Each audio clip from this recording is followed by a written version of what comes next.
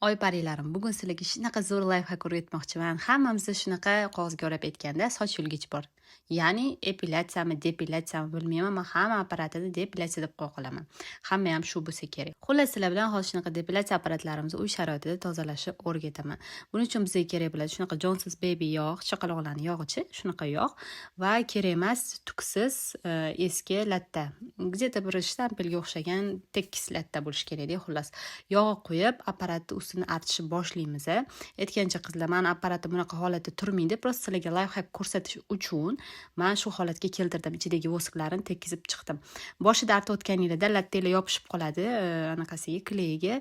Shunda voy bu layfhak ishlamas ekan deb tashlab qo'ymanglar, artishni davom etinglar va silliqlashadi va birin-ketin shunaqa top-toza bo'lishni boshlaydi.